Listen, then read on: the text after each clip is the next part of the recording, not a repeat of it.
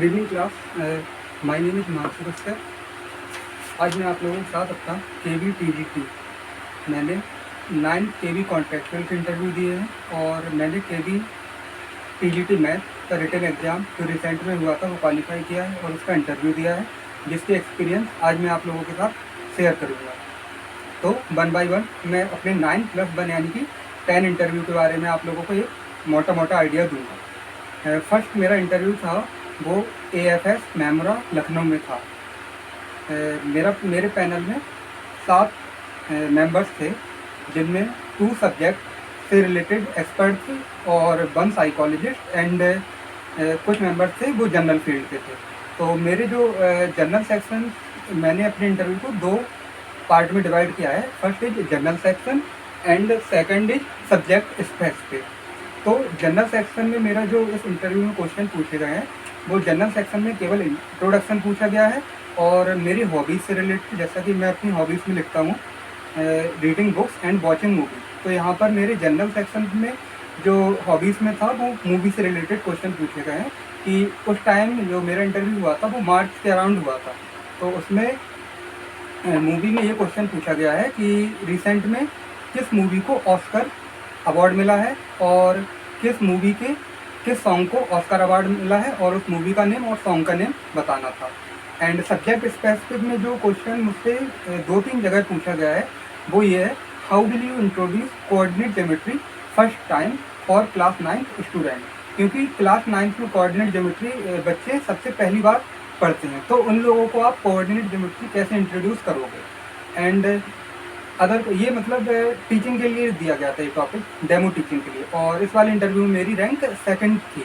और इसके अलावा और जो क्वेश्चन पूछे गए थे वो sum of interior angle of a polygon, sum of exterior angle of a polygon and एक क्वेश्चन था ये जो मुझसे 2 इंटरव्यू में पूछा गया। एक फाइनल इंटरव्यू था टीजीटी का, इस टाइप से क्वेश्चन पूछे जाते हैं। वो क्वेश्चन ये था, सिचुएशनल बेस्ड था। जैसे फॉर एग्जाम्पल ये वाटर बॉटल है, तो ये कहा गया था कि अगर इस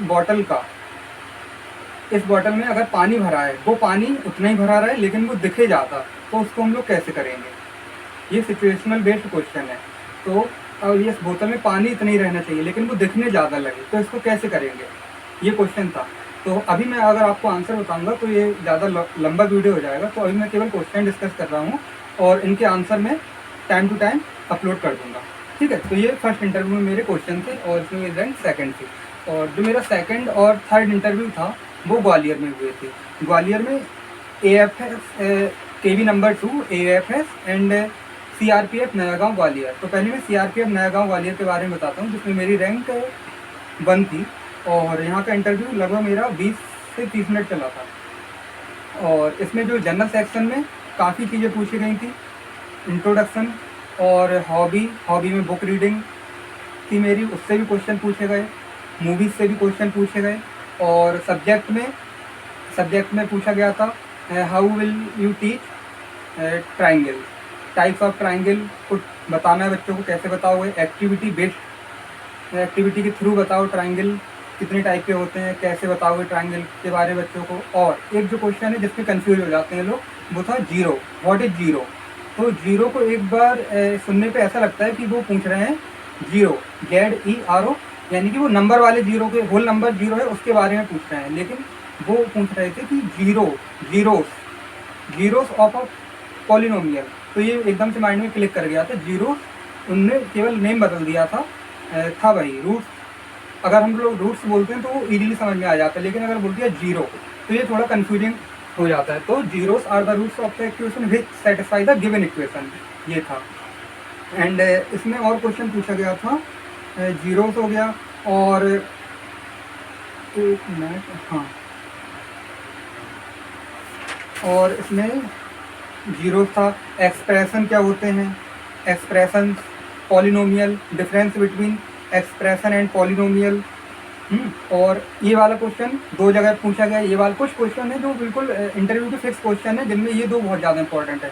how you introduce coordinate geometry and how you introduce trigonometry. क्योंकि टीजीटी के लेवल पे 9th और 10th स्पेसिफिक क्लास हैं जिन पे क्वेश्चन बनते हैं, क्योंकि 6, 7, 8 का स्टैंडर्ड ज़्यादा लो हो जाता है तो वहाँ से कम क्वेश्चन बनते हैं। जो 9th और 10th है वहाँ से क्वेश्चन बनते हैं। और कोऑर्डिनेट ज्योमेट्री एंड ट्रिग्नोमेट्री दोनों ही बच्चे 9th और 10th में फर्स्ट ही टाइम पढ़ रहे होते हैं। 9th में उनका इंट्रोडक्शन होता है दोनों का। तो how you introduce coordinate trigonometry at first time for class 9th और क्लास 10th स्टूडेंट। तो ये कैसे इंट्रोड्यूस करोगे इसके बारे में बताना था। एक्सप्रेशन पॉलिनोमियल मैंने बता ही दिया। और इसके बाद मेरा थर्ड इंटरव्यू था KB2 ग्वालियर AFS। तो इसमें इंट्रोडक्शन थोड़ा शॉर्ट हुआ था, इंट्रोडक्शन ज़्यादा नहीं, क्योंकि काफ़ी लोगों का इंटरव्यू हो चुका था और मेरा काफ़ी बाद में नंबर था। तो इंट्रोडक्शन में उन्होंने थोड़ा सा पूछा। और एक जो क्वेश्चन पूछा गया था, importance of mathematics, why we teach mathematics to student, mathematics का रोल क्या है, मैथमेटिक्स बच्चों को क्यों पढ़ाई जाती है, तो ये बताना था। और सब्जेक्ट में ये इंटरव्यू का बहुत ही फेमस क्वेश्चन है पाइथागोरस थ्योरम, इसको प्रूव करना है। How will you prove Pythagoras theorem. तो ये बिल्कुल कैसे प्रूव की जाती है इसको मैं किसी और वीडियो में अपलोड कर दूंगा। और पाइथागोरस थ्योरम प्रूव करते करते similarity and congruency, conditions for similarity and congruency, how will you define congruency and similarity through real life examples, and BPT basic proportionality theorem, and RHS full form of RHS right angle hypotenuse side, ये congruency है। और इसके बाद interview मेरे 4, 5 and 6 जो थे झांसी में, KB1, KB2 and KB3। और झांसी के इंटरव्यू में केवल और केवल सब्जेक्ट के क्वेश्चन पूछे गए। इसके अलावा जनरल सेक्शन से एक भी क्वेश्चन नहीं पूछा गया, neither introduction nor hobbies anything else. केवल सब्जेक्ट से क्वेश्चन पूछे गए थे जो इस टाइप से हैं। हेरोन्स फार्मूला का यूज कब किया जाता है, और Thales theorem, introduction of coordinate geometry यहाँ पर भी पूछा गया।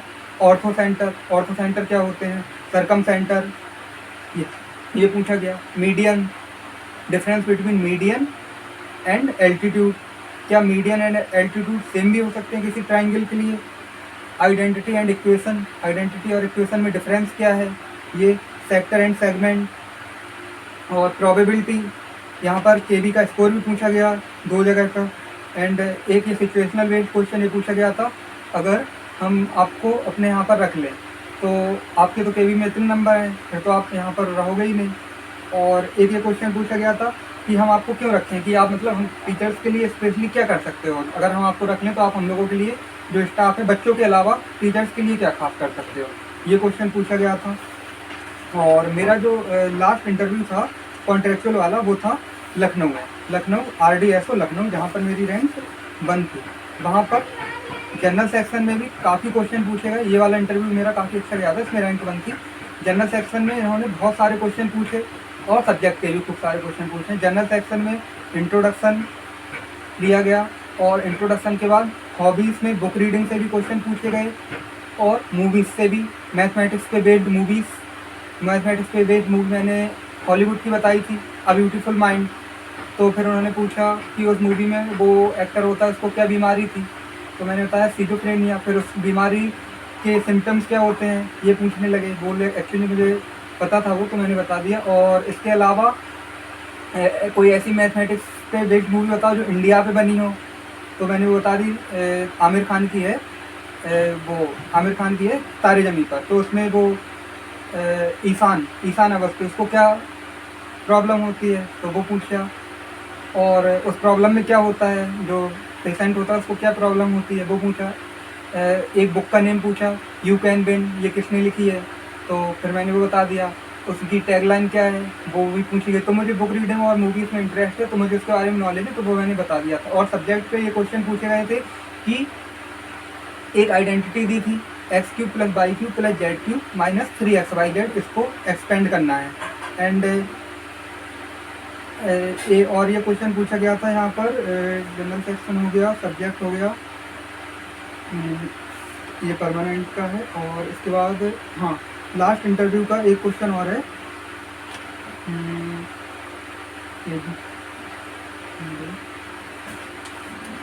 हाँ रियल नंबर्स क्या होते हैं, रियल नंबर्स के बारे में बताओ। Natural number, whole number, rational, irrational, ये बहुत पूछा जाता है। पाई पूछा गया है कम से कम 2-3 जगह पर। पाई क्या है? रैशनल है, इरेशनल है। अगर रैशनल है तो क्यों है, इरेशनल है तो क्यों है, इसको एक्सप्लेन करो। क्योंकि पाई वैसे तो लगता है 22/7 रैशनल होगा, लेकिन ये इरेशनल होता है। और रैशनल नंबर की characteristics, terminating and non terminating decimal, ये पूछा गया।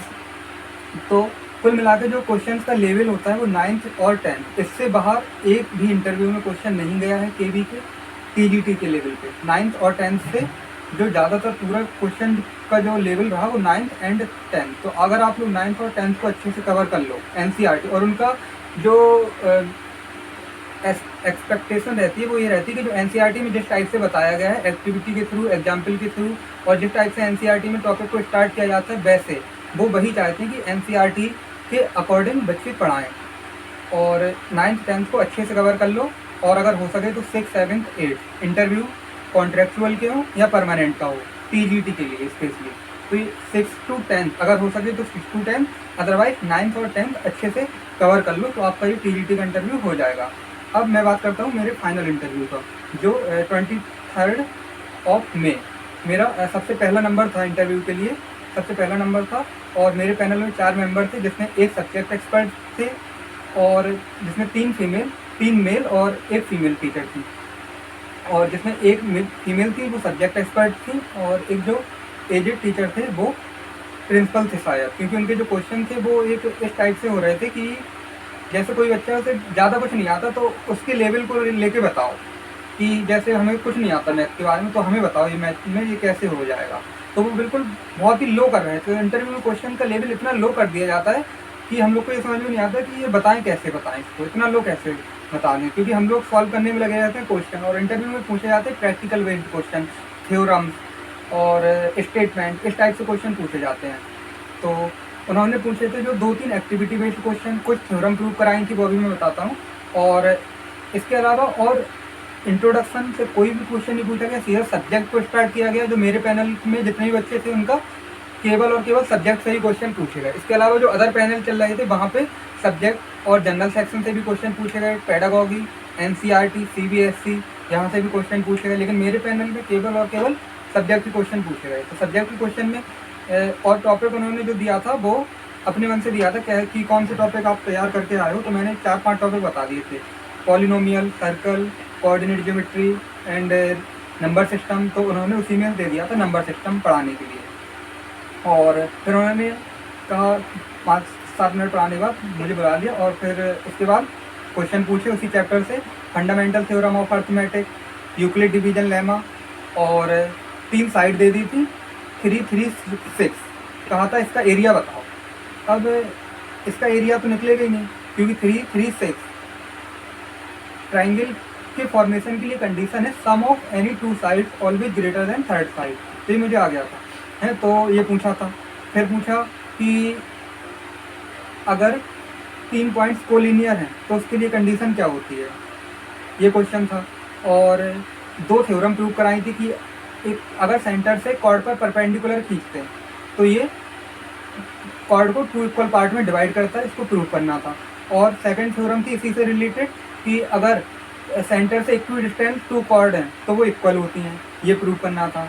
और 2 एक्टिविटी बेस्ड क्वेश्चन थे, जैसे फॉर एग्जांपल ये था कि एक सर्कुलर अगर डिस्क दे दी, अब वहाँ पर उससे 2 इक्वल आर्क कट करने हैं, तो वो कैसे करोगे, ये एक्टिविटी बेस्ड एक क्वेश्चन था।